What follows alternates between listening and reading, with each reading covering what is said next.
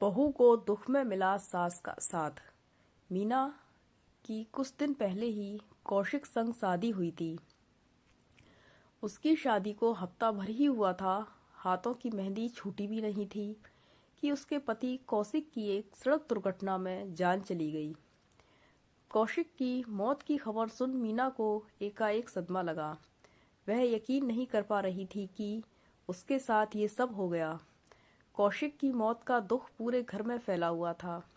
कुछ लोग मीना के लिए उल्टी सीधी बातें बनाने में लगे थे, क्योंकि शादी के एक हफ्ते बाद ही कौशिक की मृत्यु हो गई थी।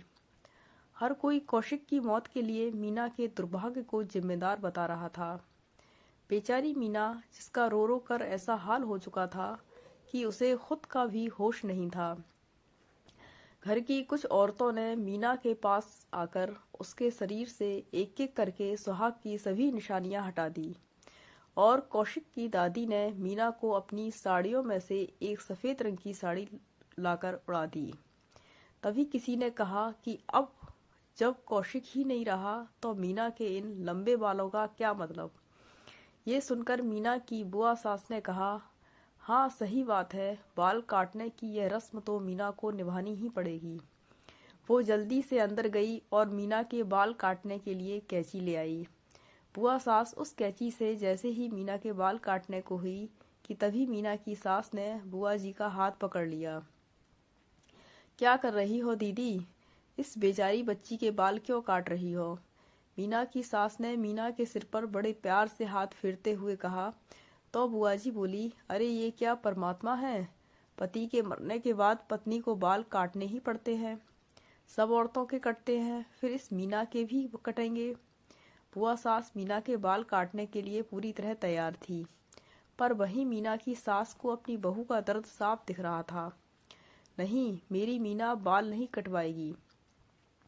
रही परंपराओं की बात, तो कुछ परंपराएं अगर गलत है तो उन्हें बदल देना चाहिए।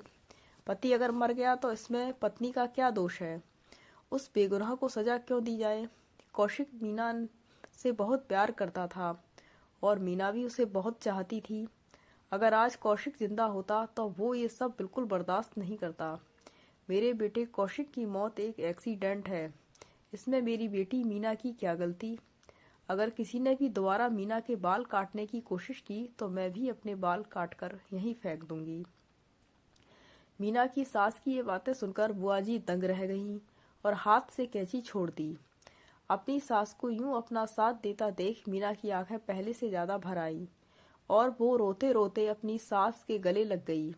उस वक्त मीना भले ही पूरी तरह टूटी हुई थी, पर अपनी सास का साथ पाकर उसका मन कुछ हल्का हो गया था।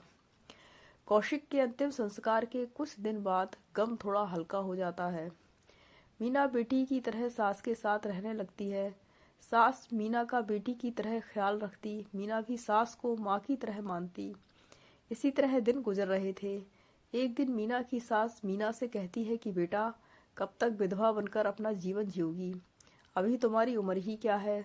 तुम्हारे कोई बच्चा भी नहीं है। तुम्हारी खुशी के लिए मैं चाहती हूँ कि तुम्हारी शादी कर दूँ।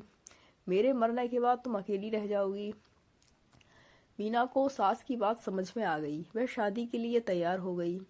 सास ने उसके लिए एक कौशिक जैसा लड़का ढूंढकर शादी कर दी और आशीर्वाद दिया कि तुम मेरी बेटी की तरह हो और ये मेरे बेटे कौशिक की तरह है। मीना अपने पति के साथ एक बेहतर जिंदगी जीने लगी। अगर आपको हमारी कहानी अच्छी लगी हो, प्लीज़ लाइक और सब्सक्राइब करना ना भूलें। Thank you.